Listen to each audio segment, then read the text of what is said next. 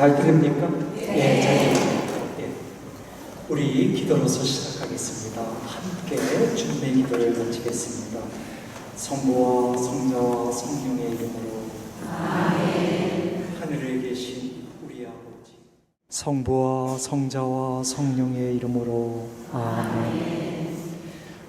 오늘 우리는 성경과 함께하는 사순식이라는 제목으로 함께 1시간 반 동안 피정을 하게 됩니다. 이런 주제로 제가 강의를 하게 되는 건 오늘이 처음입니다. 그러니까 사순시기를 맞이해서 아니면 대림시기를 맞이해서 우리가 하느님의 말씀, 생명의 말씀, 바로 성경을 바로 옆에 두고 준비하듯 참 좋은 주제라고 생각을 합니다. 그래서 이 주제를 갖고 얘기할 텐데요. 제가 한번 이 작동법 좀 보겠습니다. 맞네. 예. 언젠가 한번 제가 그 카페를 겸한 서점에서 이제 책을 좀 읽고 있었어요. 개인적으로 굉장히 좋아합니다. 그러니까 카페면서 서점인 곳에서요. 근데 이제 바로 뒤에서 어떤 여자분이 전화하는 소리가 들려왔어요. 근데 보니까 신자예요. 카톨릭 신자예요. 어떻게 알았냐면 전화 내용이 그래요. 본명을 불러요. 상대방한테. 마리아, 왜 아까 모임에 안 왔어? 오늘 성경 통독 모임 있다고 그랬잖아. 그러더라고요. 제가 일부러 들으려고 그런 건 아니지만 바로 뒤에였고, 또 성경 통독 모임 그러니까 제가 이제 성서를 전공한 사람이니까 아무래도 귀가 좀 이렇게 기울여지겠죠. 그랬더니 다음에 꼭 와 그러더라고요. 그러면서 뭐라 그러냐면 모임이 너무 좋아. 신부나 수녀가 없어. 잡소리가 없어. 그냥 조별로 나눠서 성경을 통독하고 함께 삶을 나누는 거야. 너무 좋아. 잡소리 없어. 근데 제가 굉장히 움츠러들었습니다. 아, 신부의 목소리가 잡소리구나. 그러니까 저도 성경을 전공한 사람이지만 정말 교우들에게 도움이 전혀 되지 않는 그냥 학문적인 차원에서 잡소리를 할 수가 있겠구나. 그러면서 그날 결심했습니다. 앞으로 교우들과 함께 만나서 성경 말씀에 대해서 얘기를 나눌 때에는 절대로 잡소리 안 합니다. 예, 그런 맥락에서 오늘 저는 두 개의 자매, 성실과 진실 자매를 옆에 대동하고서 강의를 하려고 그래요. 이유는 딱 하나예요. 잡소리 안 하려고. 먼저 우리의 씁쓸한 현실에 대해서 한마디 하려고 합니다. 옛날에는 우리 선배들이 신앙생활하다 죽게 되면 관 속에다 3가지를 갖고 갈 수 있었습니다. 예. 보시면 묵주와 십자가 고상과 그리고 성경책이죠. 바로 고인이 살아생전에 늘 가까이 했던 것들입니다. 그래서 손에는 묵주를 감아주고요. 가슴에는 십자가 고상을 이렇게 쥐어줍니다. 그리고 한평생 읽어서 손때가 묻은 성경책은 그 관 속에 빈자리에 넣어주죠. 그런데 오늘날 모든 신자는 아니지만 많은 신자들이 이 관 속에 한 가지를 갖고 가지 못합니다. 묵주와 십자가 고상은 갖고 가는데 성경책을 못 갖고 가요. 허구한 날 매일 미사책만 들고 다녔거든요. 매달 바뀌는 매일 미사책 그거 어떻게 관 속에다 다 넣어요. 예, 성경책을 넣지를 못하네요. 신앙생활을 열심히 한다고 해서 꼭 하느님에 대한 지식이 풍부한 건 아니에요. 호세아 예언자가 분명히 얘기해요. 너희는 나에 대한 지식이 없기 때문에 망했다. 유다인들은 분명히 하느님에 대한 신앙을 갖고 있어요. 그런데 신앙이 있다고 해서 지식이 있는 건 아니에요. 성경 말씀을 통해서 하느님을 알아야 되는데 성경 말씀을 읽지 않게 되면 당연히 하느님에 대한 지식은 없죠. 하느님께서 호세아 예언자를 통해서 하신 말씀이 굉장히 의미가 있어요. 너희는 신앙이 없기 때문에 망했다, 이런 말 안 했어요. 너희는 지식이 없기 때문에 망했다. 근데 얼마나 이 많은 사람들이 하느님에 대한, 아니면 예수님에 대한 지식이 없는가, 이것은 이제 대학생들을 대상으로 해서 조사한 겁니다. 대학생들을 향해서 질문을 던졌는데요, 그들의 대답이에요. 10계명은 예수님이 올리브 동산에서 주었다. 예수님은 로마에서 태어났다. 예수님의 어머니 이름은 가브리엘이다. 상상이 안 가죠? 예수님의 어머니 이름은 마리아잖아요. 근데 실제로 젊은이들이 그렇게 마리아란 정답을 내지 못한다는 거예요. 많은 젊은이들이요. 예수님은 오순절에 홍해에서 요한에게 세례를 받았다. 그러니까 요르단강에서 세례를 받은 게 아니라 홍해에서. 그 다음에 예수님은 삼손의 배반에 의해서 십자가에서 못 박혀 죽었는데 그분이 죽은 장소는 베틀레헴이다. 이거 다 틀린 대답이잖아요. 유다가 예수님을 배반했고 예수님은 베틀레헴에서 돌아가시지는 않았죠. 그러니까 무지해도 너무 무지할 정도예요. 물론 20대 대학생들이에요. 그리고 그들이 성경을 정말 안 읽는다는 뜻이겠죠. 초등학교 때 겨우 주일학교 다니다가 중학교 때부터 계속 냉담했고 할 수 없이 가톨릭 대학 들어와서 가톨릭 과목 하나 듣는 거거든요. 그러니까 성경 지식이 너무너무 모르는데, 어른들이라고 해서 또 성경 지식이 올바른가, 그건 또 아닐 수도 있겠죠. 그런 맥락에서 이번 사순절 동안 성경과 함께 사순절을 보내자는 주제는 참 좋다고 봅니다. 저는 오늘 다양하게 왜 우리가 성경을 가까이 해야 하는지, 그러니까 여러 가지 측면에서 얘기를 하게 될 겁니다. 우선 성경 말씀은 우리 영혼의 양식이에요. 왜 우리가 성경을 가까이 해야 하는가? 우리가 음식을 먹어야 되거든요. 매일같이 새끼밥을 먹어야 우리가 힘을 낼 수 있어요. 마찬가지예요. 우리 영혼도 성경 말씀에 음식을 먹어야만 힘을 낼 수 있어요. 예수님께서 하신 말씀이에요. 사람은 빵만으로 살지 않고 하느님의 입에서 나오는 모든 말씀으로 산다. 그러니까 예수님은 우리 인간에게 두 가지 양식이 필요함을 얘기합니다. 육신을 위해서는 빵이 필요하고요. 우리는 서양 사람들이 아니니까 육신을 위해서는 밥이 필요하고요. 그 다음에 영혼을 위해서는 하느님 말씀이 필요한 겁니다. 우리는 매일같이 육신의 양식을 위해서 밥을 먹고 매일같이 영혼의 양식을 위해서 말씀을 읽어야 돼요. 예수님의 이 말씀에서요, 밑에 거 한번 볼까요? 예수님이 사람이 빵만으로 살지 않고 하느님으로 산다 해도 돼요. 사실은 우리의 아버지이신 하느님, 그 하느님 없이는 우리가 살 수 없으니까 사람이 빵만으로 살지 않고 하느님으로 산다 하시면 충분할 텐데 왜 굳이 하느님의 입에서 나오는 말씀으로 살까요? 우리가 하느님 없이는 못 사는데 하느님과 함께 산다는 건 하느님 말씀으로 산다는 뜻이거든요. 그렇다면 신앙생활하면서 아직까지도 말씀을 매일같이 읽지 않는 분이 있다면 정말 이 순간 한번 생각해 봐야 돼요.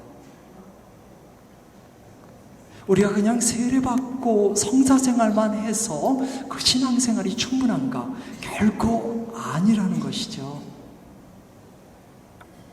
여러 가지에서 이제 결코 아니라는 얘기를 제가 하게 될 텐데요. 인간이 인간답게 살기 위해서는 두 가지 양식이 필요하다.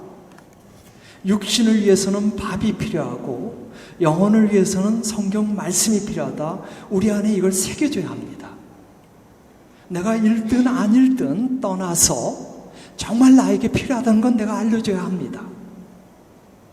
어떤 사람이 너무너무 바쁘면 밥도 제대로 못 먹죠.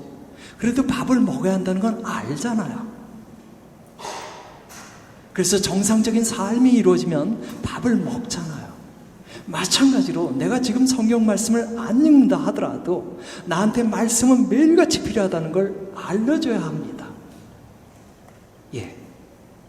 매일같이란 말을 지금 하고 있는데요. 우리 중에 그 누구도 특별한 상황이 아니면 매일같이 새끼밥을 먹습니다. 그래야만 우리는 하루를 살아갈 수 있습니다. 그리고 새끼밥도 할 수만 있으면 규칙적으로 먹으려고 합니다. 만약에 우리가 새끼밥을 들쑥날쑥 아무 때나 먹게 된다면 우리 위가 굉장히 혼란스러워합니다. 이로써 너무나 아침에 늦게 일어나요. 그래서 아침을 굶어요. 그리고는 점심을 아침 겸 점심으로 먹으려고 했는데 또 일이 너무 많다 보니까 점심마저 제대로 못 먹어요. 그렇게 되면 저녁 때 어떻게 되죠? 무지무지 많이 먹죠. 그런 일이 반복되면 어떤 일이 걸리죠? 위와 수체증 걸리죠. 이 수도원에 들어가면 식사 시간은 항상 고정되어 있습니다. 수도자들은 항상 새끼밥을 제 시간에 먹습니다. 어떤 생활이든 집단 생활은 새끼밥이 정해져 있어요. 여러분의 자녀들이 군대를 가게 되면 군대 가기 전까지는 굉장히 허약한 몸이었는데 면회 가서 보면 너무나 건강해져 있죠. 그 이유 중에 하나가 뭐냐면 새끼밥을 제 시간에 먹었기 때문에. 젊은 날 20대 대학생 때 제대로 밥 안 먹어요. 늦게 일어나고 밤에 늦게까지 술 마시고 그러다가 군대 가서 새끼밥을 또박또박 제 시간에 먹거든요. 그러면서 몸이 이제 회복되는 거죠. 새끼밥은 삶의 기본이거든요. 새끼밥을 먹는 것도 중요하지만 제 시간에 먹는 건 더 중요하다는 것이죠. 왜냐하면 삶의 기본이니까. 근데 아무 때나 새끼밥을 먹게 되면 삶의 기본이 흐트러지게 되잖아요. 이런 맥락에서 이제 수도 삶은 새끼밥을 제 시간에 먹도록 하는 건데요. 바로 우리들은 매일같이 영혼의 음식을 먹어야 한다 이 얘기입니다. 그러니까 영혼의 음식을 매일같이 몇 시에 먹으라는 얘기는 아닙니다. 끼를 굶지 말고 먹자는 겁니다. 매일 우리가 밥을 먹듯이 매일 말씀을 읽자. 시간이 날 때마다 읽자 이 얘기를 하는 것이죠. 자, 이스라엘 백성이 이집트를 탈출했을 때 그들은 거의 빈손으로 이집트를 도망쳐야만 했었습니다. 그리고 40년 동안 시나이 광야를 그들은 순례했었는데요. 누구도 굶어 죽은 사람은 없었어요. 매일같이 주님께서 만나를 내려줬거든요. 그들은 아침이면 그날치 만나를 거두어 드렸습니다. 바로 그 만나가 그들에게 음식이었습니다. 하느님께서 그렇게 챙겨준 것이죠. 우리도 영혼의 만나를 매일같이 먹어야 합니다. 성경 말씀을 읽는다는 것은 바로 영혼의 만나를 읽는 것이죠. 우리가 음식을 먹어야만 힘을 낼 수 있어요. 마찬가지로 우리가 성경 말씀을 먹어야만 내적으로 힘을 낼 수 있습니다. 생기를 가질 수 있어요. 열정을 가질 수 있어요. 다시 한번 힘차게 살 수 있어요. 말씀을 왜 가까이 둬야 하는가? 말씀을 통해서 우리가 안에서부터 살아갈 힘을 얻기 때문이에요. 우리가 신앙생활하면서 말씀 안에서 위로받는 경험들을 가끔씩 하게 됩니다. 이것은 엠마오로 가던 두 제자가 예수님을 만난 다음에 했던 말입니다. 그분이 길에서 우리에게 말씀하시고 성경을 설명해 주실 때 우리 마음이 얼마나 뜨거웠던가. 이 가슴이 뜨거워진다는 건 힘이 난다는 것이죠. 살맛이 난다는 겁니다.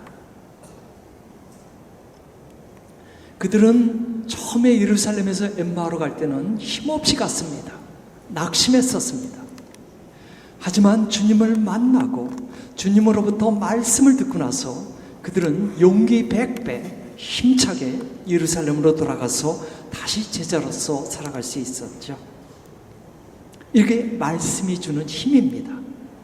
말씀을 읽을 때 어느 순간 말씀을 통해서 우리가 뜨거운 마음, 힘을 얻을 수 있어요.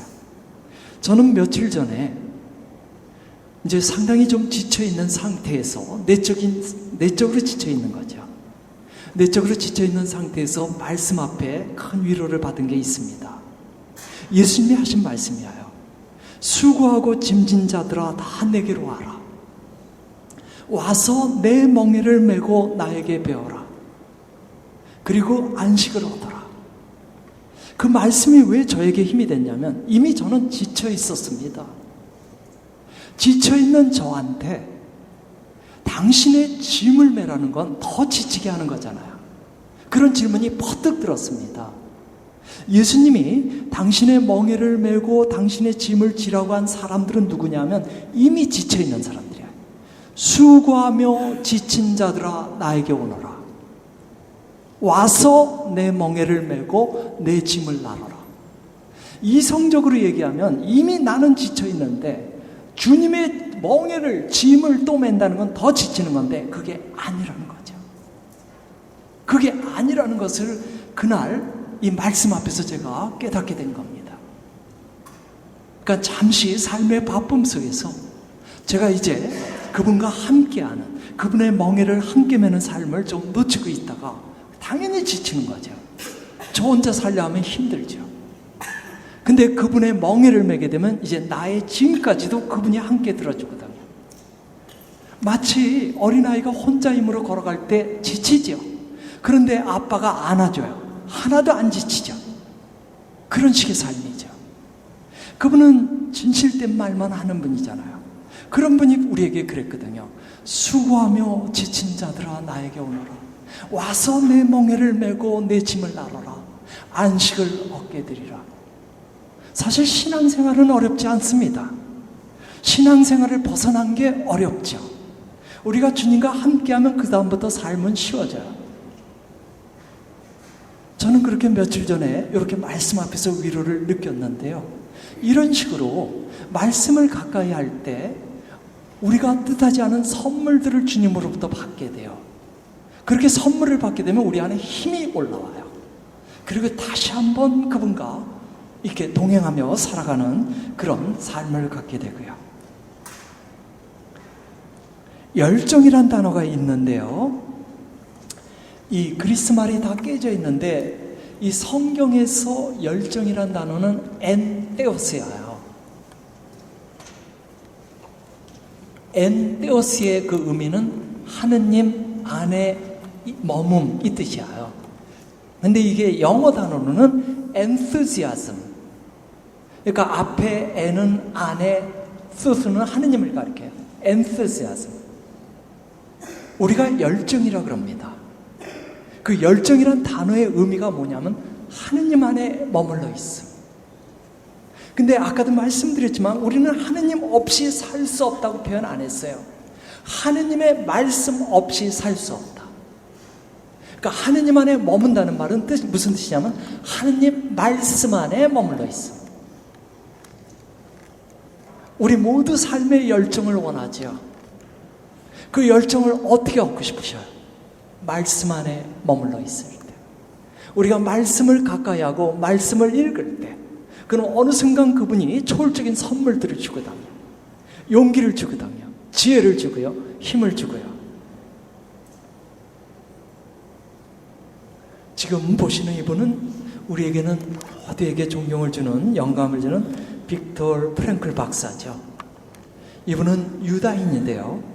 제2차 세계대전 때 나치에 의해서 이 캠프에 이제 집단 수용소에 갇히게 되죠. 그의 아내, 그의 가족, 그의 부모 모두 다 집단 수용소에 갇혔고 다 죽었습니다. 이분은 유일하게 살아서 나왔죠. 이분은 정신과 의사인데요. 이분이 이제 정신과 의사로서 늘 공들여서 연구하던 무엇인가가 있었는데 그게 바로 요 밑에 나오지만 로고 테라피입니다. 여기서 로고라는 말은 로고스라는 단어인데 바로 말씀, 예수님을 로고스라 그러죠. 그 다음에 테라피는 치료라는 뜻이죠. 그러니까 말씀 안에서 의미를 찾는 치료법, 뭐 이런 뜻입니다. 이제 그걸 연구하던 정신과 의사였는데 이제 그 나치 캠프에 갇히면서 다 빼앗깁니다. 그리고 이 연구 자료도 다 그 외투 속에 감추고 있던 연구물도 다 빼앗기고요.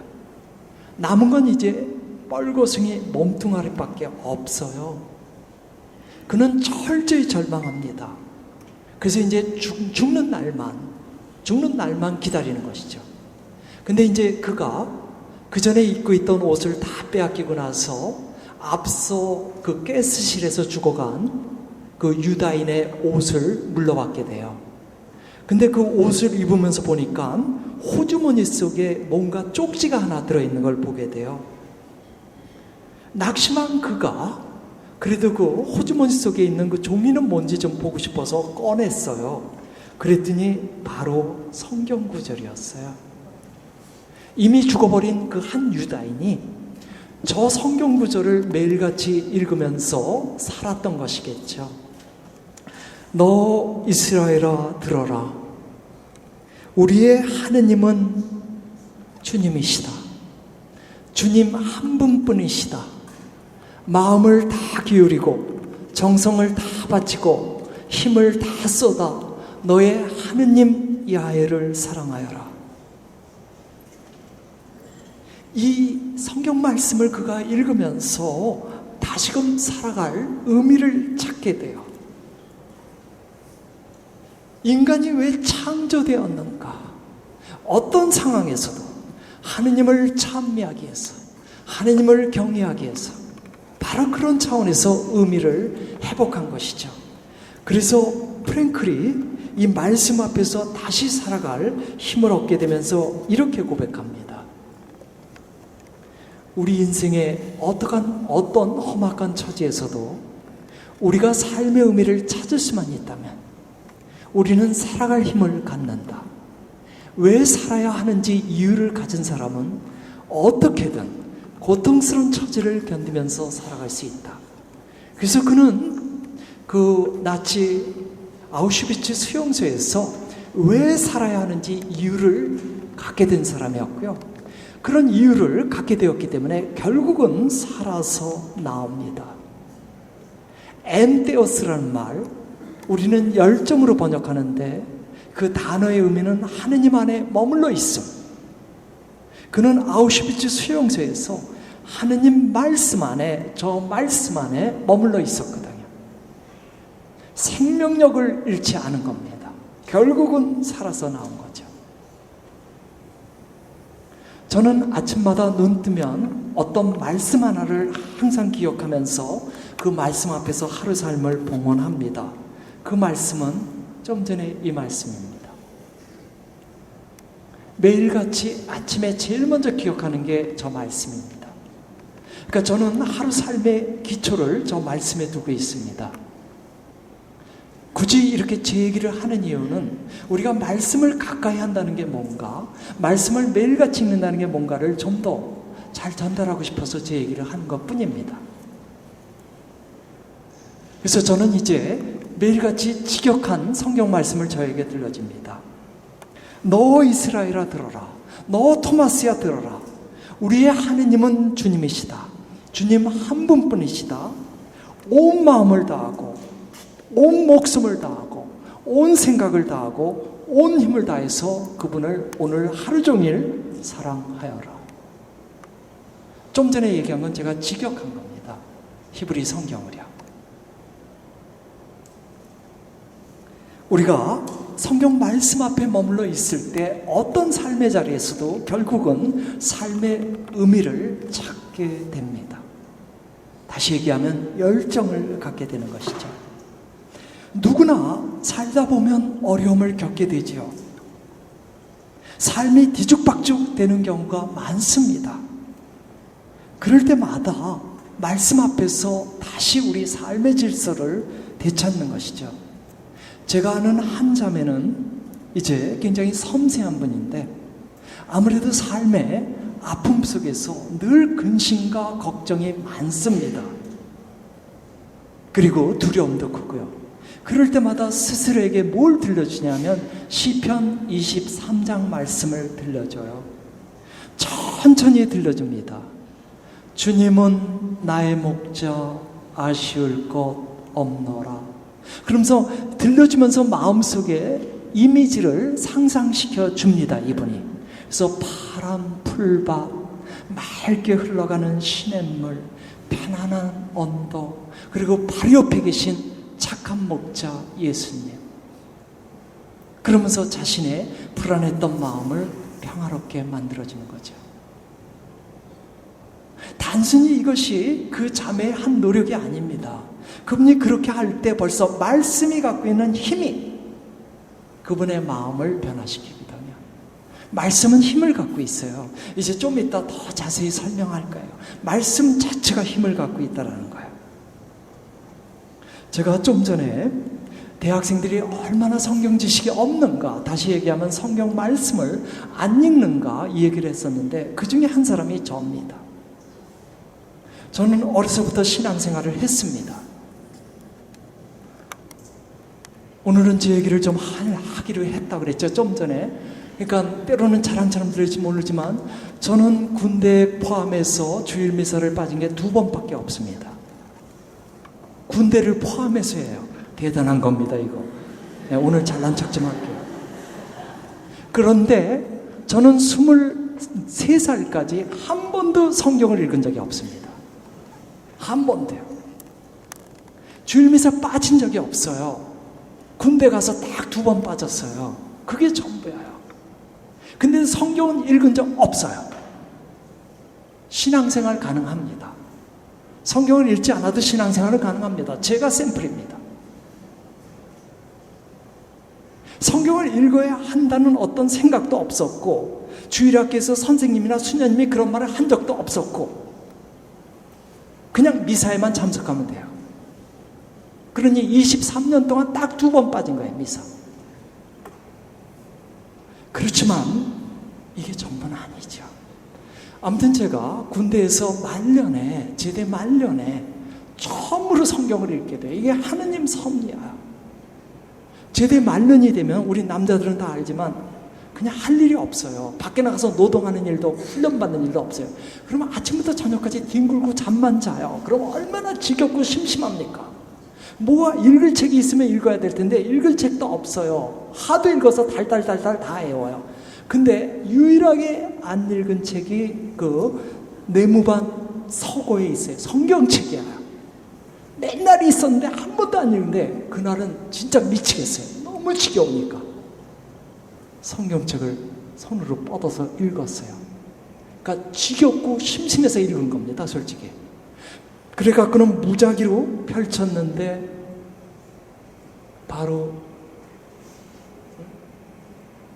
제가 뭘 잘못 눌렀나? 이게 안 넘어가요? 예, 제가 뭘 잘못 눌렀나?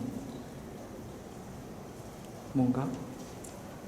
제가 아마 위에 거를 뭘 눌러서 그랬나? 되나?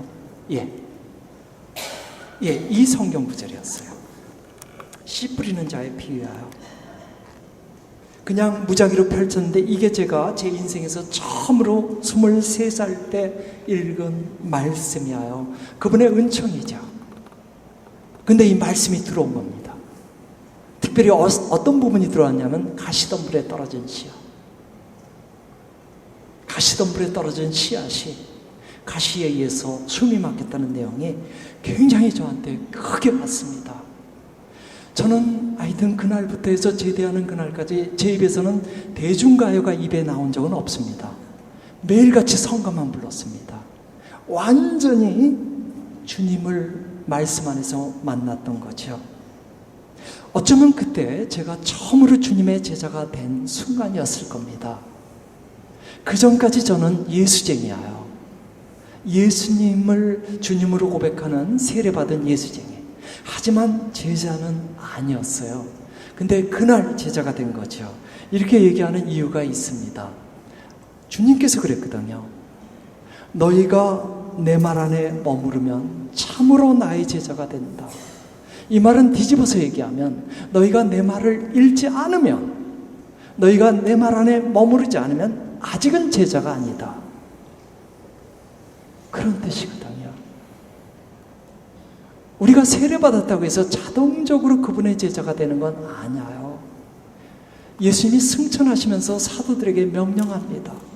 너희는 만방에 나가서 복음을 선포하고 모든 영혼들에게 세례를 주어라. 그러면서 하시는 말씀이 있어요. 그들을 가르쳐서 제자로 만들어라.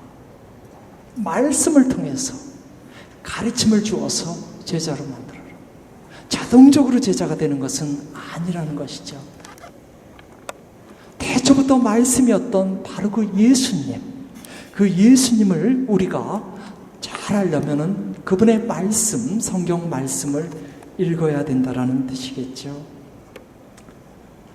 예수님, 가족들이 예수님을 만나러 왔을 때 예수님께서 한 말이에요. 누가 내 어머니이고 내 형제들이냐?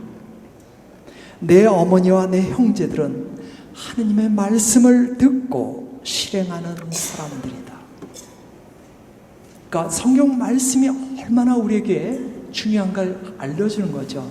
누가 나의 예수님의 형제자매인가? 말씀을 듣는 이들, 그 말씀을 실행하는 이들.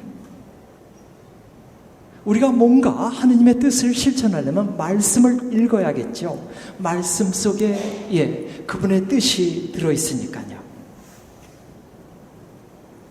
말씀은 너무나 소중해요. 특히 삶의 시련과 고난의 자리에서는 더욱더욱 소중하죠. 자꾸 위에를 눌러서 그렇구나. 제가 죄송합니다. 밑에 누를게요. 구엔 반 투안 추기경님, 그 사이공의 보좌 주교로 있다가 감옥에 갇혔던 분이었죠. 지금은 천국에 계시고요. 이제 월남 베트남이 공산화되면서 13년 동안 감옥살이를 하신 분입니다. 이분이 감옥에서 어떻게 버텼는가? 바로 말씀 때문이었어요. 제가 읽어볼게요. 이분과 이제 신자들의 얘기입니다. 우리는 몰래 가져온 신약 성경을 몇 장씩 뜯어서 나누어 가졌고 나눈 것을 각자 외웠습니다. 경찰의 발소리가 들리면 그 성경 용지를 흙속에 감추었습니다. 밤이 되어 어둠이 내리면 각자 순서대로 돌아가면서 성경 외운 말씀을 암송했습니다. 어둠 속에서 침묵 가운데 살아있는 주님의 말씀을 온 힘을 다해 암송하는 소리를 들을 때 우리는 주님의 현존을 강하게 느낄 수 있었고 큰 감동과 위로를 받았는지 모릅니다. 그러니까 성경을 내놓고 읽을 수 없으니까요. 몰래 각자가 성경 구절을 나눠서 외웠던 것이죠. 그리고는 밤에 순서대로 그 말씀을 들은 겁니다. 그 말씀을 들으면서 그 옥살이를 견뎌냈던 것이죠. 우리 순교선들도 마찬가지예요. 목자를 잃어버리고 평신도들끼리 신앙생활을 해야만 했을 때 그들이 어떻게 견딜 수 있었는가? 바로 말씀 때문에 견딜 수 있었어요. 200년 전 우리 순교선들이요. 이 말씀을 읽었습니다. 성경 직회라고 되어 있죠. 그래서 오늘날 우리와 똑같아요. 매일 미사의 독서와 복음이 있어요. 그리고 그 독서와 복음에 대한 해설서가 있고요. 오히려 우리 거보다 더 낫습니다. 오늘날 우리는 매일 미사 보면은 책자 보면 독서와 복음이 있고 맨 끝에 영적 묵상이 있죠. 근데 이것은 묵상뿐만 아니라 그 원래의 의미가 뭔가 이 주석까지 있었던 거예요. 디아스라는 이 예수연이 지금부터 거의 400년 전에 중국에서 만든 거죠. 그게 이제 우리말로 번역된 것인데요. 이게 다 성경 직회예요. 근데 왜 이 말씀을 지금 나누냐면 801년의 신유박해가 있어요. 그러면서 주문모 신부님이 순교하셔요. 그리고 나서 이 조선 땅에 30년 동안 신부님은 없었어요. 그리고 831년에 파리 외방 선교회 신부님이 처음으로 이 조선 땅에 와요. 그들이 올 때 어떻게 생각했냐면 30년 동안 목자 없이 신앙생활한 양들이 다 흩어졌을 거라고요. 그리고 신자가 남아있어도 적은 숫자만 남아있을 거라고 그렇게 예측하고 왔어요. 근데 와서 보니까 몇 배로 불어 있었어요. 주문모 신부님 돌아가실 때보다 몇 배로. 놀라운 일이었어요. 도대체 어떻게 이렇게 신자들이 신앙생활을 계속할 수 있으며 나아가서 몇 배로 불었을까? 바로 성경 직회를 통해서. 매일같이 성경 말씀을 읽고 말씀에 대한 그 해설서를 읽으면서 신앙생활을 한 겁니다. 이 30년 동안 그들은 미사를 못 드렸습니다. 그렇지만 그들의 신앙생활의 불꽃은 죽지 않았습니다. 바로 말씀이 주는 힘이었거든요. 말씀이 주는 힘. 아까 만투한 추경님이나 바로 우리 선교수녀들이나 바로 말씀 앞에서 힘을 얻었다. 그러니까 저는 지금까지 무슨 얘기를 하냐면 우리는 하느님 없이는 살 수 없어요. 다시 얘기하면 하느님 말씀 없이는 살 수 없어요. 왜? 말씀 안에서 우리가 힘을 얻거든요. 그래서 엠마오 두 제자처럼 힘을 얻기도 하고요. 반투한 추경님처럼 힘을 얻기도 하고요. 우리 순교 선녀들처럼 힘을 얻기도 하고요. 그동안 주제는 그런 내용이었어요. 힘을 얻기 위해서. 이제는 또 새로운 주제예요. 우리가 좀 더 회개하기 위해서. 우리가 우리 삶을 변화시키고 좀 더 주님께서 이쁘게 보는 그런 한 인간이 되기 위해서예요. 제가 아까 제 얘기를 좀 했었는데 바로 이 얘기를 했었어요. 제가 가시덤불 이 부분에서 가슴이 멈췄다고요. 이게 바로 나구나. 그러면서 제가 이 부분에서 회개했다는 얘기를 했습니다.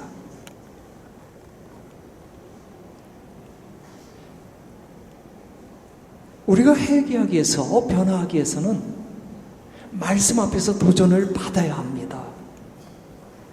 저는 제가 세상 걱정과 재물의 유혹 때문에 제 안에서 주님을 향한 그런 신앙이 죽어있는 줄 몰랐다가 정말 우연히 성경 말씀 요 구절을 읽으면서 비로소 깨달았던 거거든요. 누구든지 우리가 정직한 마음을 갖고 말씀을 읽게 되면 말씀 때문에 변화될 수 있어요. 변화 성장할 수 있습니다. 이것은 하워드 캐리라고 의사인데요. 하워드 캐리 박사인데 이분이 했던 말이에요. 누구든지 정말 정직한 마음을 갖고서 성경 말씀을 읽을 경우 그의 본성이 바뀌게 된다. 사람이 바뀐다는 얘기인데 본성이란 단어를 썼어요. 이거 좀 이따 더 자세히 설명할게요. 아무튼 이 잔스 하킨스 대학의 이 캐리 박사는 무슨 얘기를 하냐면 우리가 말씀을 정직하게 읽을 때 이런 식으로 변화된다는 거예요. 술 주정뱅이가 완전히 새 사람이 되고요. 돈밖에 모르던 사람이 이제 나눌 줄 아는 사람이 되고요. 늘 부정적인 말만 입에 내뱉었던 사람이 이제 긍정적인 말만 내뱉을 수 있게 되고요. 항상 우울한 기분을 갖고 살던 사람이 용기를 내서 상큼한 그런 마음을 갖고 살 수 있고요. 그러니까 말씀의 능력 앞에서 그 사람이 변화된다라는 거예요. 정직하게 말씀을 읽게 되면요. 그러니까 말씀이 갖고 있는 능력이 그를 바꿔준다는 것이죠. 어떤 사람이 성적으로 타락되어 있을 때 늘 습관적으로 어떤 성적 죄를 범죄할 때 그런 사람조차도요, 인간의 의지로는 변화를 못 시킬지 몰라도 말씀이 변화시킬 수 있다라는 거예요. 그래서 제가 아우구스티누스를 소개하려고요. 우리 다 잘 알잖아요. 아우구스티누스는 10대 후반부터 성에 노출되었던 사람이죠. 그래서 자기보다 연상의 여자와 동거 생활을 했었죠. 그리고 이미 10대 후반에 아들을 낳았습니다. 어머니 모니카의 간절한 애원과 기도 덕분에 이제 아우구스티누스는 더 이상 그런 생활을 해서는 안 된다는 걸 알게 됩니다. 그리고 이제 20대 후반에 이제 약혼녀와 약혼을 하게 되는데, 그래도 그는 30대 중반까지 거리의 여자들을 찾아 나서게 됩니다. 이런 얘기들이 다 저 고백록 속에 다 들어가 있죠. 그는 분명히 알아요. 순결한 마음, 하느님과 함께 하고 싶어요. 그런데 성적으로 철저히 타락된 그의 그 세계는 계속해서 그의 뜻과는 관계없이 무너져 버립니다. 32살 때예요. 그는 밀라노 대학에서 가르치고 있었는데요. 그날은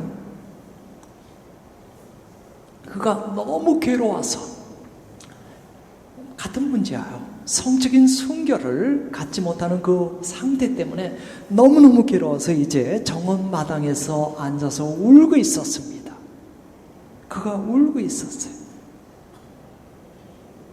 정말 하느님을 향해서 순결한 마음만 봉헌하고 싶은데 또 그렇지 못한 자신의 상태를 보고 너무 절망해서 정원 벤치에 앉아서 그가 울고 있었습니다. 근데 바로 옆에 담이 있었고 담 뒤로 어린 소녀들이 뭔가 놀이를 하고 있었는데, 아마 우리를 치면 줄넘기를 하고 있었던 것 같아요. 근데 줄넘기를 하는데, 노래를 부르면서 줄넘기를 하는데 노랫소리가 들려요. 노랫소리 내용은 톨렐레께 톨렐레께예요. 그건 그 어린아이들이 하는 노래예요. 근데 그게 어떻게 들렸냐면 성경을 집어들고 읽어라, 이렇게 들려왔습니다. 그러니까 톨레레께라는, 톨레란 집어라, 레께란 읽어라예요. 성경이란 말은 없어요. 근데 집어들고 읽어라, 톨레레께, 이 말이 그에게는 성경을 집어들고 읽어라를 그렇게 들려왔어요. 그래서 그가 그가 로마서 성경을 갖고 있었거든요. 성경을 펼쳐서 읽게 돼요. 그런데 그야말로 무작위로 펼친 거죠. 무작위로. 근데 이 구절이야. 대낮에 행동하듯이 품위 있게 살아갑시다. 흥청대는 술잔치와 만취, 음탕과 방탕, 다툼과 시기 속에 살지 맙시다. 그 대신에 주 예수 그리스도를 입으십시오. 그리고 욕망을 채우려고 육신을 돌보는 일을 하지 마십시오. 이 말씀을 읽게 돼요. 그야말로 은총이에요. 무작위로 그렇게 펼쳤는데요. 이 말씀이 그에게 그대로 들어와요.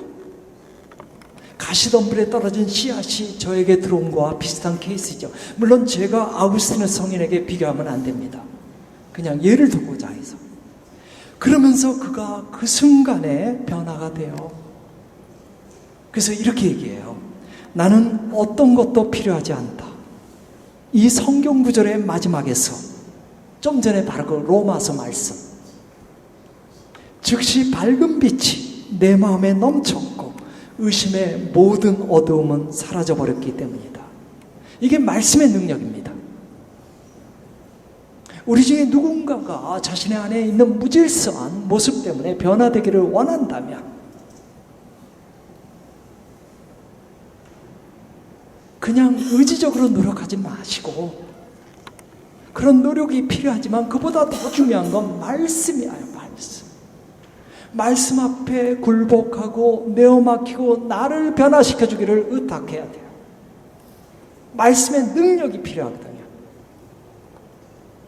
악습이라는 건 너무나 큰 에너지이기 때문에 내 의지로는 안 돼요. 말씀의 능력이 있게 되면 한순간에 변화됩니다. 지금 두 번째로 하고 싶은 얘기, 왜 성경을 가까이 해야 되는가? 변화되기 위해서. 계속 그분의 모습을 담기 위해서, 내 안에 있는 어지러운 모습들을 좀 정리정돈하기 위해서. 주님께서는 지금 이 순간에도 우리 모두를 향해서 얘기하고 계셔요. 톨레레께 톨레레께. 그러니까 성경을 집어들고 읽어라, 매일같이 읽어라 초대하고 계셔요. 아까 성경 말씀은 우리가 정직하게 그 말씀 앞에 노출되면 본성까지 바꾼다고 그랬잖아요.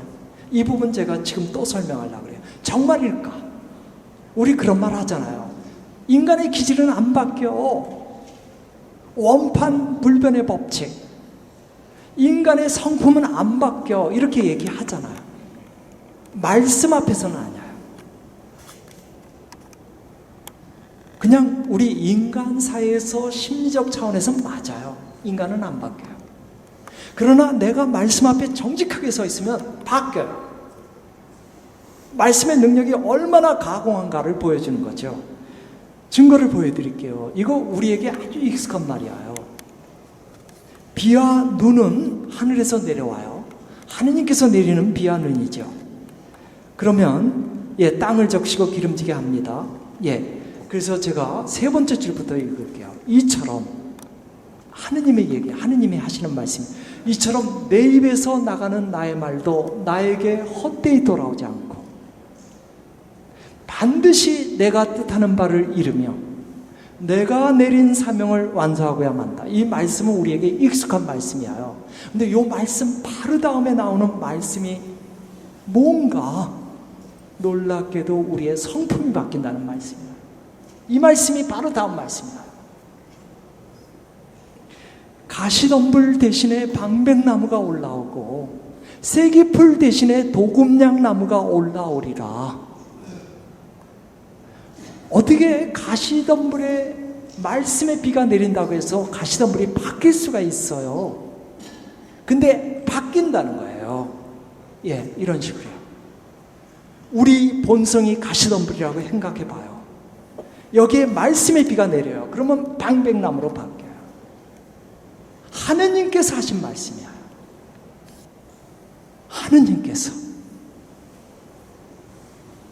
우리가 정직하게 말씀 앞에 있기만 하면 말씀의 힘이 우리를 이끌어가면서 변화시킬 거예요. 그리고 우리 삶은 지속적인 평화 속에 머물게 됩니다. 신앙생활은 어렵지 않습니다. 신앙을 떠난 삶이 고달프죠. 자기 육신의 어둠과 무질서한 애착 속에서 온갖 잘못을 저지르며 계속 비극 속에 떨어지는 거잖아요. 하지만 말씀 앞에 머물러 있으면 내가 아무리 지랄 같은 성격이라도 그 말씀 때문에 내가 사고를 안 치거든요. 말씀이 나를 변화시키니까요.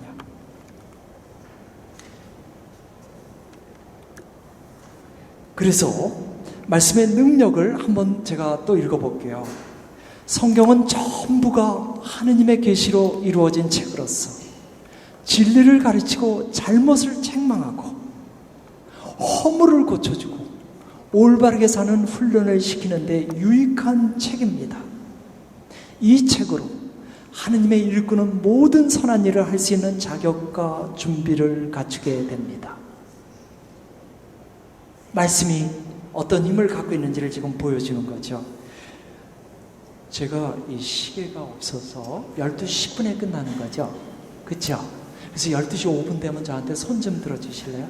제가 자꾸 강의하면서 이걸 보니까 분심이 되네요, 저에게. 12시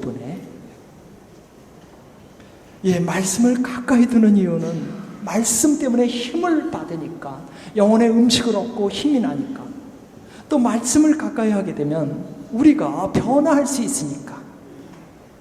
그리고 이 변화는 이제 성숙을 향해서 나아갈 거니까요. 예수님께서 제자들과 함께 할 때 제자들은 이미 믿음이 있는 제자들이에요. 그런데도 그 제자들한테 가끔 꾸짖을 때가 있어요. 이 믿음이 작은 자야. 작은 믿음. 이 말은 뭐야? 큰 믿음도 있다는 뜻이죠. 이 믿음이 작은 자야. 우리의 믿음은 끊임없이 작은 믿음에서 큰 믿음으로 성장해야 돼요. 이렇게 믿음이 작은 믿음에서 큰 믿음으로 성장하려면 뭐가 필요한가? 바로 말씀을 가까이 두고 읽어야 돼요. 이제 세 번째 주제로 넘어가는 거예요. 우리의 믿음이 성장하기 위해서는 성경 말씀을 읽어야 한다. 성경을 읽게 되면 성경에서 믿음이란 명사는 드물게만 나옵니다. 정말 드물게. 믿다라는 동사는 자주 나와요. 특별히 요한복음을 보면요, 요한복음에서는 한 번도 믿음이란 명사는 안 나와요. 한 번도 안 나와요. 하지만 믿다라는 동사는 98번 나와요. 성경 저자들이 하나같이 믿음이란 명사를 사용을 안 해요. 드물게 사용하죠. 요한은 아예 사용하지 않아요. 다 의도적인 거예요. 믿음은 정적인 게 아니라 끊임없이 동적으로 움직이는 성장하는 것. 작은 믿음에서 큰 믿음으로 성장하는 거기 때문에 성경에서 명사는 안 나오는 겁니다. 명사는요. 우리가 세례받고 나서 믿음이 끝, 그게 아니라는 거예요. 세례받고 나서 그 믿음은 계속해서 성장해야 되니까 동사라는 단어만 썼던 것이죠. 그러니까 믿음의 성장이 얼마나 필요한가를 얘기하는 거죠. 그러니까 98번 믿다라는 단어만 쓴 거잖아요. 신앙생활을 좀 오래 하다 보면 믿음의 성장이 이룬 것처럼 보일 수도 있어요. 근데 우리가 정말 정직하게 나의 믿음이 성장했는가 이렇게 객관적으로 좀 보면 다 아닐 수도 있어요. 신앙에는요, 성숙한 신앙도 있지만 익숙한 신앙도 있어요. 어떤 사람이 예비자로서 신앙생활을 시작하게 되면, 그리고 세례를 받고 나서 이제 정식으로 신앙생활을 하면 모든 게 낯설어요. 모든 게 낯설어요. 하지만 이렇게 미사를 계속해서 참석하다 보면 몇 달도 안 돼서 모든 게 익숙해져요. 더구나 신앙생활 10년, 20년 해보세요. 다 익숙하죠. 그 익숙한 신앙이 성숙한 신앙은 아닙니다. 더더구나 성경 말씀을 안 읽으면서 신앙이 성숙해진다는 건 한계가 있습니다.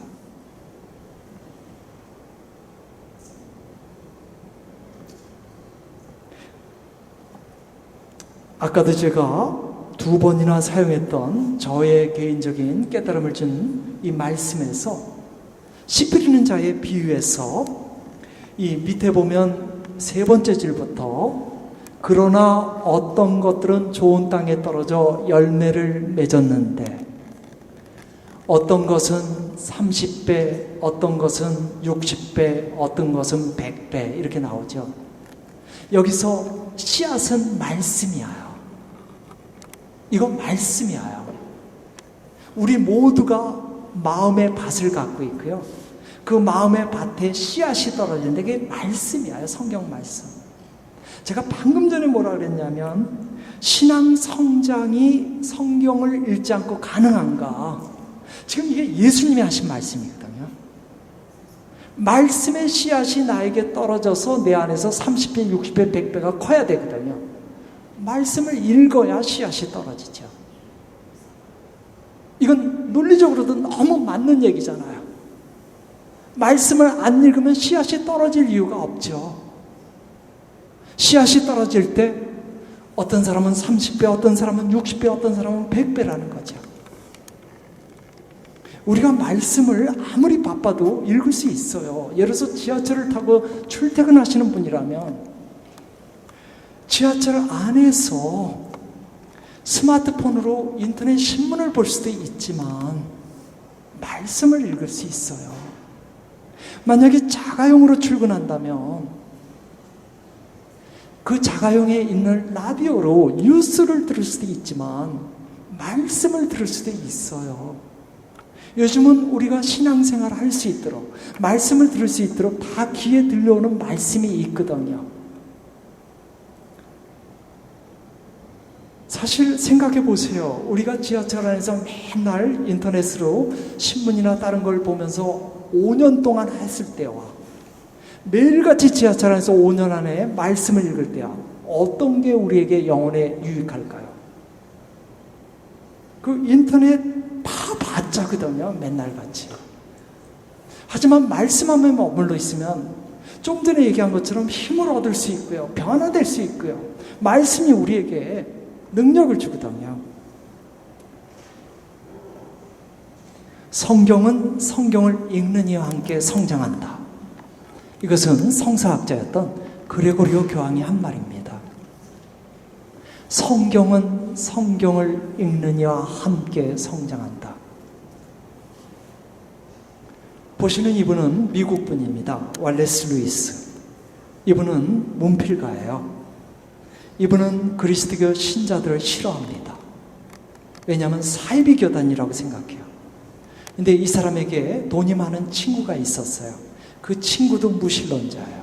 그래서 둘이 의기투합해서 우리 그리스도교를 조롱하는 책을 쓰기로 했습니다. 그리스도교가 얼마나 허무맹랑한 종교인가. 이런 종교 생활을 더 이상은 사람들이 못하게 해야겠다.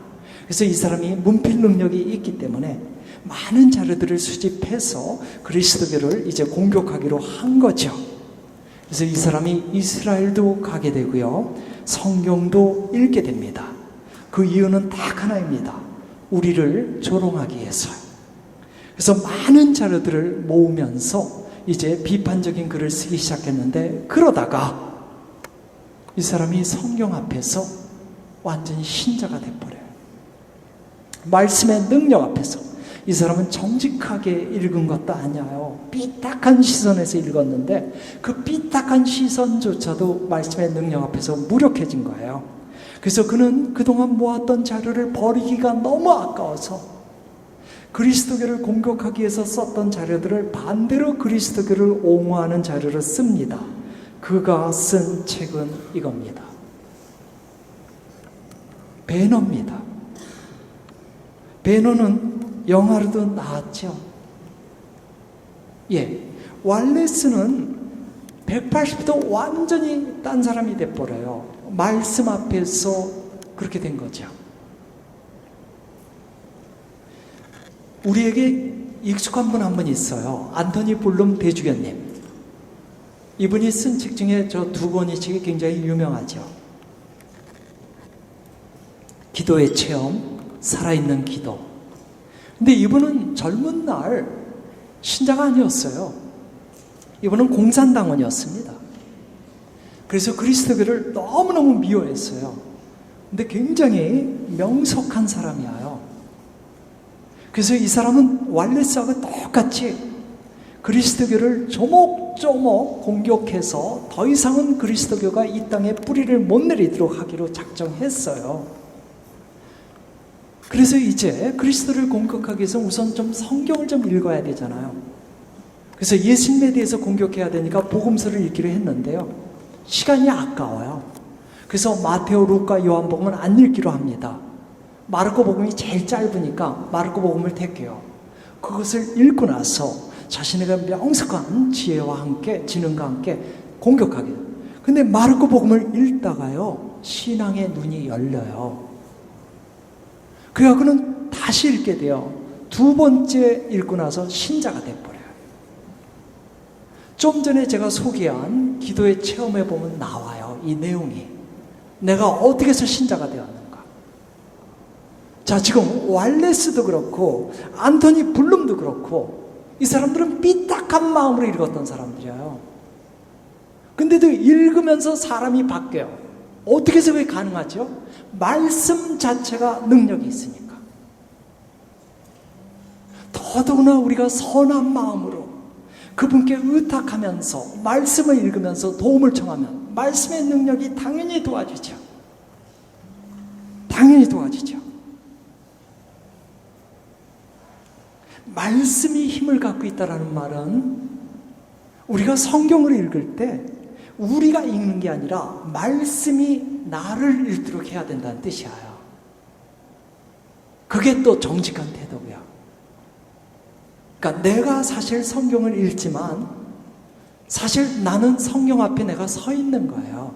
성경 말씀이 나를 이끌어가는 거거든요. 어떤 사람이 훌륭한 스승을 찾아왔습니다. 영적인 스승을요. 그래갖고는 뭐라 그러냐면 제가 사람이 되려면 어떻게 합니까? 제가 인간다운 인간이 되려면 어떻게 합니까? 예, 그렇게 물어봅니다. 그랬을 때 그 스승이 물어봐요. 그대는 성경을 읽었는가? 그 사람이 자랑스럽게 대답합니다. 저는 성경을 3번이나 통독했습니다. 성경은 굉장히 두껍잖아요. 구약과 신약 얼마나 두꺼워요. 그걸 3번 읽었으면 대단하죠.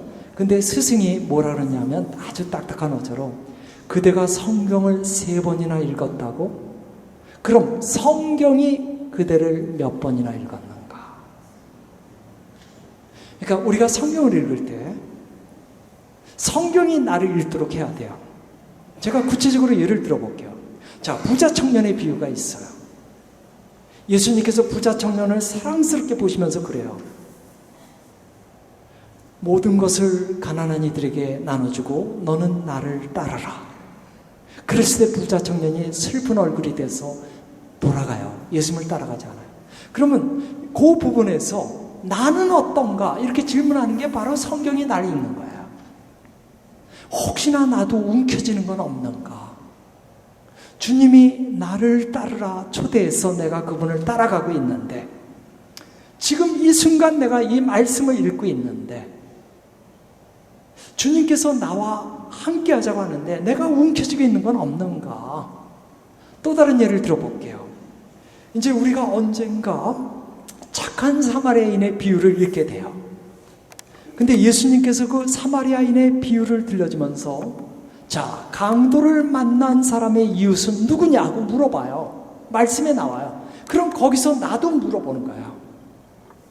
나는 지금 누구의 이웃인가? 이런 식으로 던져보는 겁니다.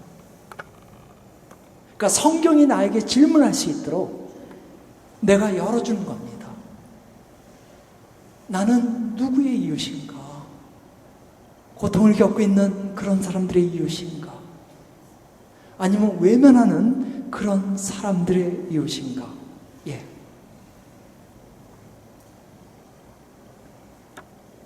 사실 하느님의 말씀은 살아있고 힘이 있으며 어떤 쌍날칼보다도 날카롭습니다. 그래서 사람 속을 꿰찔러 혼과 영을 가르고 관절과 골수를 갈라 마음의 생각과 속셈을 가려냅니다. 공산당원을 갑자기 변화시킬 수 있는 능력이 있는 것은 바로 말씀이 저런 거기 때문에요. 쌍날칼보다도 더 아름답기 때문이죠. 성경을 읽으면서 말씀이 나에게 질문할 수 있도록 하기 위해서 제가 도움말을 하나 드릴게요. 성경을 읽을 때 그 성경책을 지저분하게 만들어야 돼요. 그러니까 펜을 들고요. 손에 펜을 들고 읽어야 돼요. 성경은 모름지기 그렇게 읽어야 돼요. 성경책을 읽으면서 나에게 불분명한 거, 나에게 이해하기 어려운 구절, 밑줄을 그어야 돼요. 또 내가 받아들일 수 없는 거, 내가 이해는 하지만 받아들일 수 없어요. 부자 청년처럼 반감을 일으키거나 불편한 밑줄을 그어야 돼요. 그리고 떠오르는 생각을 옆에다 적어야 돼요. 정말 그렇게 하셔야 합니다. 가톨릭 서점에서 책이 안 팔린다고 수녀님들이 야단인데 다른 책은 안 사도 좋으니까 성경책은 그냥 북북 긁고 낙서하고요. 다 끝나면 새로 또 사세요. 좀 가톨릭 출판사 좀 살려주세요. 성경은 손때 묻은 책을 읽고 또 읽고 또 읽고 하는 거 아닙니다. 왜냐하면 하느님은 늘 새롭게 말씀하시기 때문에 손때 묻은 책, 예전에 내가 감동받았던 부분 그걸 보면 거기 묶여버려요. 그렇기 때문에 늘 새롭게 말씀하시는 그분을 만나기 위해서는 성경책 끝나면 새 책을 사야 돼요. 또 볼펜을 들고 새롭게 말씀 앞에서 내가 도전을 받는 거고요.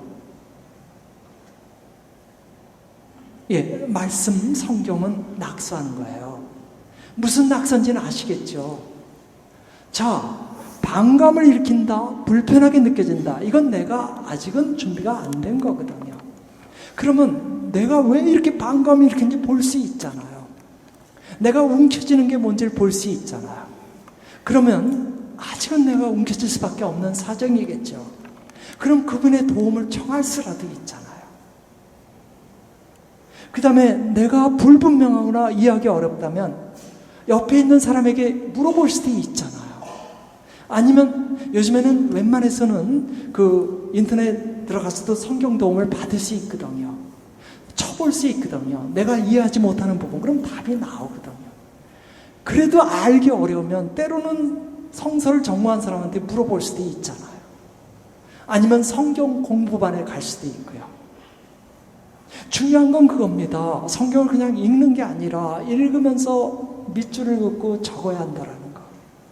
성경을 위해서는 절대로 돈을 아껴서는 안 된다는 거. 예, 성경을 위해서는요.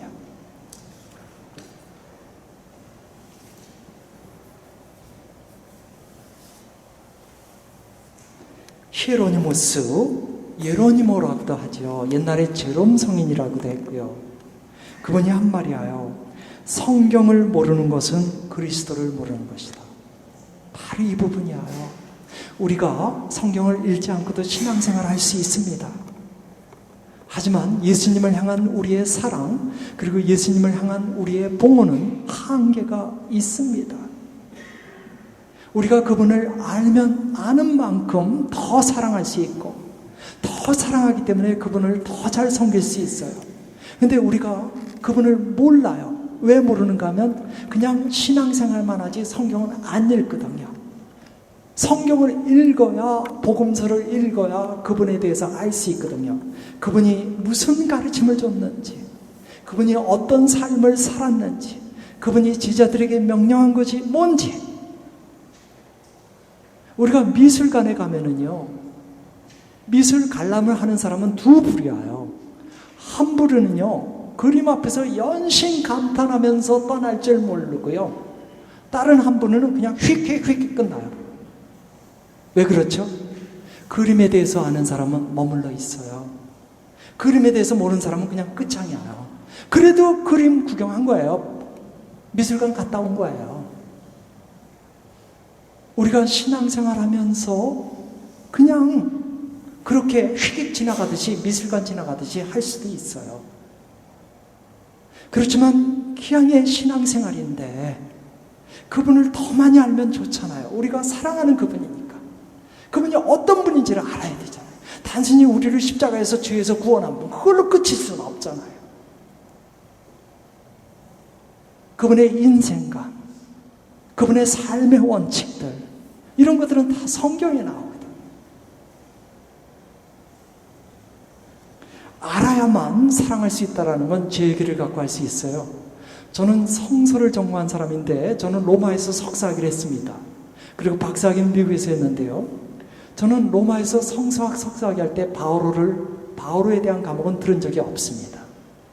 그러니까 바오로의 로마서, 갈라디아서, 고린도 1서, 2서 이런 서간문 공부한 적이 없어요. 여러 가지 이유가 있었어요. 기왕에 공부하는데 예수님에 대해서 공부하고 싶어요. 그러니까 매일 복음서만 들었습니다. 석사과정 내내. 바오로를 듣고 싶지는 않아요. 그리고 저는 바오로가 싫었어요. 바오로가 왜 싫었는가? 이제 제 안에 있는데요. 성경을 읽다 보면 바오로는 너무 엄격해요. 저는 섬세한 사람이 좋거든요. 그렇게 경직되고 강한 사람은 싫어요. 그리고 저는 어려서부터 엄마를 좋아했기 때문에 여성들을 좋아하거든요. 이게 좋아한단 말이 여성 존중론자란 말이에요. 차별자가 아니라. 근데 바오로가 여성을 차별하는 말을 많이 해요. 바오로서관에 보면. 여자들은 모름지기 성당에 와서는 입을 꽉 다물고 있으십시오. 질문이 생기면 집에 가서 남편에게 물어보십시오. 이런 글들 나오잖아요. 이런저런 이유로 저는 4년 동안 단 한 번도 바오로와 관련된 학문을 공부한 적이 없어요. 바오로가 싫어요. 근데 미국에 갔습니다. 근데 이게 환장할 일이에요. 교수님이 몽땅 다 바오로만 가르쳐요. 결국 저는 논문을 바오로로 썼어요. 저는 루카복음으로 논문을 쓰고 싶어 했는데 단 한 번도 복음서를 공부 못했어요. 교수님들 4분이 다 바오로 서간에 미쳐 있어갖고요. 그래서 바오로만 공부했고요. 종합시험도 바오로로 봐야만 했습니다. 그리고 바오로 논문 썼는데 지금은 어떤가? 제가 성인 중에 가장 좋아하는 분이 바오로예요. 정말이에요. 정말 바오로서들 좋아해요. 바오로가 누군지를 알고 나니까 사랑하지 않을 수가 없어요. 그리고 좀 전에 여성 신자들은 성당에 오면 입을 다물고 있으십시오. 이거 바오로가 한 얘기 아니에요. 공부하면서 알았어요. 공부하면서. 바오로는 여성 차별론자가 아니에요. 바울의 오른팔 왼팔, 바울의 정말 가까운 제자들은 다 여성들이에요. 이런 거 하나도 몰랐어요. 예수님도 마찬가지일 거예요. 우리가 예수님을 안다고 얘기하지만 모를 거예요. 제가 바울을 대충 알고 있던 것처럼. 실제로 알고 나면 그분은 정말 또 다른 분일 거예요, 예수님. 히에로니모스가 그랬잖아요. 성경을 모르는 것은 예수 그리스도를 모르는 것이다.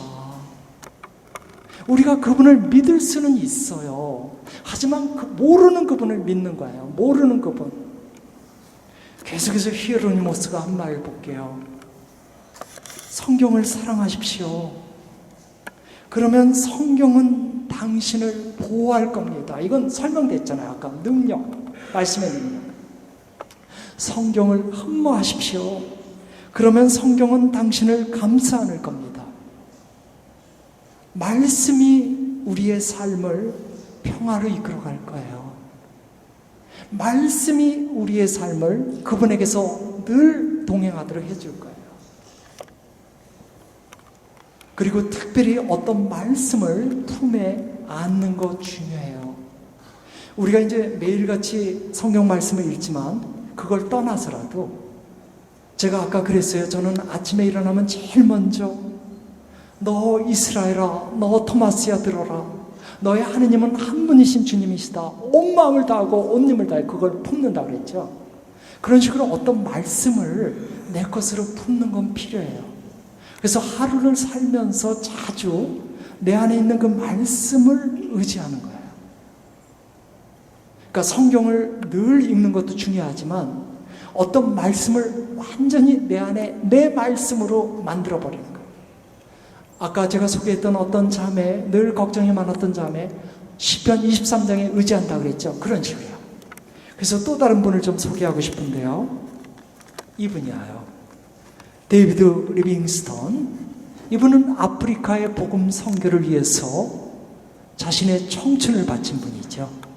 이분은 영국 사람이에요.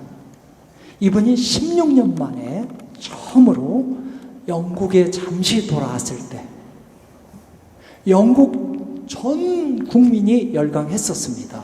그 아프리카 오지, 식인종들이 살고 있는 그들에게 생명의 복음을 전한 첫 번째 사람이거든요. 그래서 여기저기 대학에서 이분에게 명예 신학 박사학위를 줬어요. 그리고 여왕 앞에서도 스피치를 했고요. 근데 이분이 글라스고 대학에서 명예 박사학위를 받을 때 했던 말이에요. 사람들이 자주 저에게 묻습니다. 어떻게 말도 통하지 않고 의심과 적대감을 가지고 있는 아프리카 원주민들 속에서 16년을 살 수 있었단 말입니까?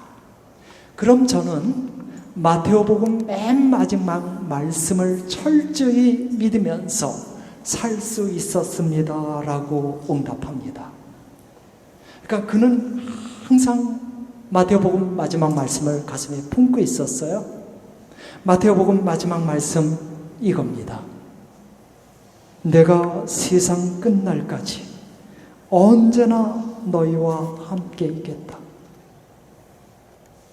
그래서 그는 사자에게 물리면서 왼쪽 발이 떨어져 나갔을 때에도, 열병에 3번인가 쓰러져 죽을 지경이 되었을 때도 이 말씀과 함께 일어났어요. 우리 각자에게는 정말 나의 말씀이 되는 게 있어요. 저에게는 이스라엘아 들어라고요. 어떤 분에게는 시편 23장이고요. 어떤 분에게는 저 마태복음 28장 20절이고요. 그래서 나의 말씀, 하루 종일 살아갈 때 내가 의지하고 내가 힘을 얻을 수 있는 말씀을 찾아야 합니다. 예. 계속해서 이번엔 조금 방향을 바꿉니다. 우리가 하느님께 청원기도를 많이 드리잖아요. 우리 삶은 그분의 도움이 없이는 살 수 없어요. 그렇기 때문에 살아가면서 그분에게 청할 기도가 너무너무 많죠. 나이가 많은 분들이라면 어린 손주들을 위해서, 그들의 건강을 위해서, 그들의 반듯한 삶을 위해서 기도해야 되고요. 사업을 하는 분이라면 사업이 망하지 않도록 주님께서 돌봐주시도록 간절히 기도할 것이고요. 직장을 다니는 분이라면 명예퇴직해서 빨리 은퇴하지 않을 수 있도록 기도하겠죠. 아무튼 무엇이든 하느님 도움이 없이는 살 수 없는 일들이 너무 많으니까 우리가 청혼 기도를 드리잖아요. 그 청혼 기도를 드릴 때 보다 강력하게 청혼 기도를 드릴 수 있는 방법이에요. 그분의 말씀을 이용하는 거예요. 그분의 말씀은 하나같이 약속이에요. 하나같이 약속. 그 약속을 이용하는 거예요. 이용이란 단어는 좀 뺍시다. 그 약속에 의지하는 거예요. 어린아이가 말을 안 들을 때 엄마가 그래요. 너 제발 좀 조용히 해. 그래도 말을 안 들으면 엄마가 이 아이를 좀 잠재우기 위해서 너 조용히 하면 자전거 사줄게 그러잖아요. 근데 실제로 자전거 사주면 하면 추워도 없어요. 하도 아이가 공공장소에서 떠드니까 할 수 없이 한 말이에요. 하지만 아이는 절대로 안 잊어요. 조용히 하죠. 당연히 자전거가 나올 거니까. 집에 돌아와서 졸르죠. 엄마가 약속했잖아. 약속은 약속이에요. 성경 말씀은 하나같이 그분의 약속인데 그 약속을 갖고서 청하는 거예요. 이런 식으로요. 주님, 지금 저는 어려움을 겪고 있습니다. 그런데 주님께서 다음과 같이 약속의 말씀을 했습니다. 내가 너를 구원하였으니 두려워하지 마라. 내가 너를 지명하여 불렀으니 너는 나의 것이다. 주님, 저는 주님의 이 약속이 진실하다는 것을 알고 있습니다. 저는 지금 주님의 약속에 의지해서 마음의 담대함을 가지려 합니다. 어려움이 인간적으로 너무 벅차게 다가오지만 저는 당신의 사람이기에 극복할 수 있음을 믿습니다. 이 어려움 중에서도 저와 함께 계시는 주님을 진심으로 찬미합니다. 이런 식으로. 또 다른 예를 보여드릴게요. 주님, 당신께서는 가브리엘 천사를 통해서 성모님에게 이렇게 말씀하셨습니다.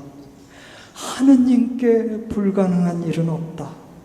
또 주님 친히 간질병에 걸려있는 아이의 아버지에게 이렇게 말씀하셨습니다.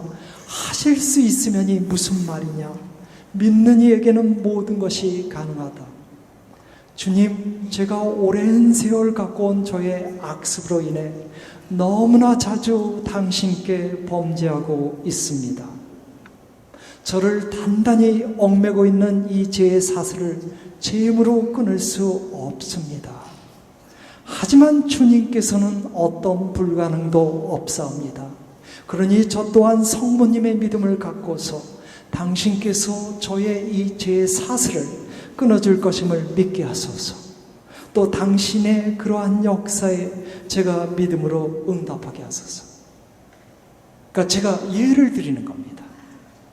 어떤 식으로 하는 것인가? 하나만 더 예를 드릴게요. 나의 주님, 지금 제 영혼은 신음하고 있습니다. 제 마음은 우울함으로 가득 차 있습니다. 모든 게 엉망인 것 같고 저라는 인간은 살아야 할 가치가 없는 것처럼 옵니다. 그런데 주님께서 이렇게 말씀했습니다. 내 영혼아, 어찌하여 녹아내리며 내 안에서 신음하느냐. 하느님께 바라라. 나 그분을 다시 찬송하게 되리라. 나의 구원을. 주님, 저는 이 말씀을 믿기에 용기를 내어 오로지 당신만을 바라다 봅니다. 어두운 가운데서 빛을 비춰주시는 당신만을 바라다 봅니다. 저의 유일한 희망이 되시는 주님께 도움을 구합니다. 제 안에 당신의 평화를 주소서, 힘을 주소서. 다시금 제 입술로 당신을 찬미하며 생을 찬미할 수 있게 해주소서. 이런 식으로요. 그분의 약속을 갖고 기도하는 겁니다. 그분의 약속은 진실된 약속이에요. 아까도 말씀드렸지만 부모가 허탕으로 약속을 했어도 일단 약속하면 지켜야만 해요. 근데 진실한 그분께서는 정말 그렇게 해주고 싶어 하거든요. 그러니 우리가 청혼 기도를 드릴 때 그분의 약속을 의지해서 그분의 약속을 들이대면서 기도하는 것이죠. 강력한 효과죠. 나는 도대체 기도 응답을 저는 신부님 도대체 기도 응답이 없어요. 말씀을 갖고 해보세요. 그분의 약속에 의지해서 해보세요.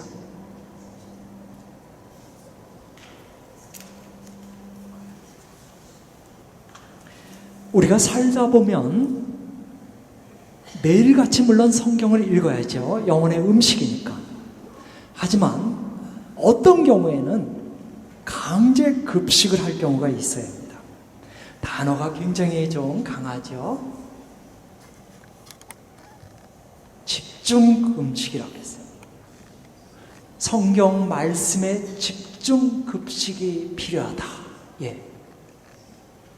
만약 고통과 시련 중에 있는 사람이 성경 말씀을 평소에 읽지 않던 사람이라면 적어도 그 시련의 때만큼은, 그 고통의 시간만큼은 강제 급식을 해야 된다는 거예요. 이 자리에 오신 여러분들, 오늘 이 자리에 오지 못한 친구들에게 가서 전하세요. 성경을 매일 읽으면 너무 좋죠. 그게 주님의 뜻이죠. 근데 그래요, 안 읽을 수도 있어요. 하지만 그 사람이 어려움 중에 있으면 강제 급식, 강제로 먹이는 거예요. 강제로. 그거 얘기하세요. 아무리 평소에 성경을 안 읽었어도 그때는 읽어야 돼요. 삶의 고통과 혼란 속에 있을 때는 진짜 필요해요. 강제 급식이에요. 저는 너무 답답해요. 평소에 물론 안 읽는 거 이해해요. 좀 전에 제가 하느님은 원하지만 그랬잖아요. 그렇지만 삶이 지금 혼돈과 절망과 낙심 속에 있는데도 안 읽어요. 그건 아니죠. 하느님의 자녀가 하느님으로부터 힘을 얻어야 되는데, 그래서 저는 다른 경험 몰라도 평소에 저 온유한 사람이에요. 제가 신부라 그래서 막 소리 지르고 화내지 않습니다. 근데 시련 중에 있는 사람을 만나면 제가 강제 급식을 요구해요. 무조건 읽어야 돼요. 그렇지, 그렇게 해야만 면담할 수 있어요. 왜? 말씀 안에서 일어날 수 있거든. 정말 다른 데는 몰라도 어려움 중에서는 강제 급식이 필요해요.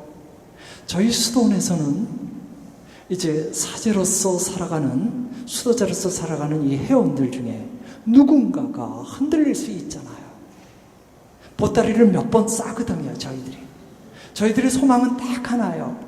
예수형으로서 로만 칼라 한 채로 관 속에 들어가는 거. 그게 쉽지가 않거든요. 몇 번을 보따리를 싸거든요. 근데 보따리를 싸는 사람에게 장상이 요구하는 게 있어요. 성경책을 처음부터 끝까지 다 읽고 나서 보따리를 싸는 거예요. 대뜸 보따리를 싸는 사람을 내보내지는 않아요. 만류를 해요. 그리고는 강제급식, 집중급식을 해요.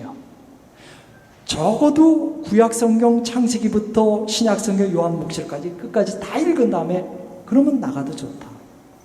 그 전에는 안 된다요. 그러니까 성경의 집중급식은 정말 필요하다는 것이죠. 우리가 너무나 힘들 때요. 너무나 힘들 때. 조니 에릭슨 타다 17살 때 이 목 아래가 전신마비자가 돼요. 다이빙을 하다가 잘못해가지고 목이 부러져 버려요. 그러면서 한평생 지금 살아있는데 지금 이 순간까지도 이분은 누워만 있습니다. 그리고 누군가의 도움으로 저렇게 휠체어에 앉을 수 있습니다. 그런데 이분이 지금 저기 보면 입으로 펜을 물고 글을 쓰고 있죠. 그래서 자기가 어떻게 그 어려운 시절을 거쳐 나왔는가를 쓴 책이 저거예요. 희망 노트. 여러분들 중에 원하시면 저 책을 좀 사서 읽으시면 많이 도움받을 거예요. 그가 17살에 쓰러졌을 때 철저히 절망하고요. 살 마음은 없어요. 친구들은 좋은 대학 가겠다고 원서를 쓰고 있는데 그는 고3 때 3년에 걸쳐서 투병 생활을 해야만 했어요. 병원에 입원해서요. 3년 동안. 그냥 죽고 싶은 마음밖에 없어요. 그래서 하루에도 수백 번 나에게 왜 이런 일이, 나는 죽고 싶은데 움직일 수가 없으니까요. 근데 3년째 되던 해 처음으로 성경을 읽어요. 신자거든요. 말씀을 읽으면서 조금씩 질문이 바뀌어요. 그 전까지는 나에게 왜 이런 일이가 수백 번이었는데 그게 점점 줄어들면서 하느님은 내가 어떻게 살기를, 질문이 바뀌어요. 근데 이분이 처음에는 성경을 안 읽었어요. 근데 그 누군가에 의해서 강제 급식하면서 3년째 되더네. 그렇게 마냥 살 수는 없잖아요. 그렇게 죽을 생각만 하면서 마냥 누워있을 수는 없잖아요. 그걸 안타까워한 옆 사람이 누군가가 성경을 강제로 읽게 한 겁니다. 근데 성경을 읽으면서 사람이 바뀐 겁니다. 그런 내용들이 이 책에 나와 있어요. 지금 그분의 모습 보고 싶죠? 얼마나 평화로워요. 얼마나 평화로워요. 빅터 프랭클 박사가 그 지옥과 같은 아우슈비츠 수용소에서 살아 있을 수 있었어요. 왜? 말씀 안에 머물러 있었으니까. 이분 한평생 저렇게 살지만 평화롭죠? 말씀 안에 머물러 있으니까요.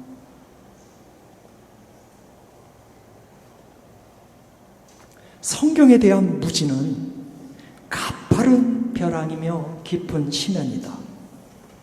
성경을 읽는 것은 죄에 맞서는 큰 보호수단이다.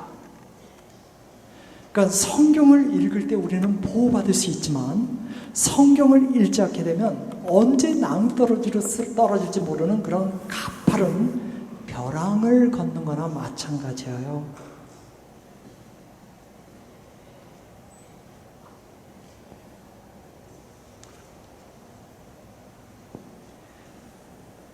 지금까지 저는 성경을 왜 가까이 해야 되는가 이런저런 이제 이유, 너무나 중요한 이유들이죠. 그런 이유들을 갖고 함께 나눴고요.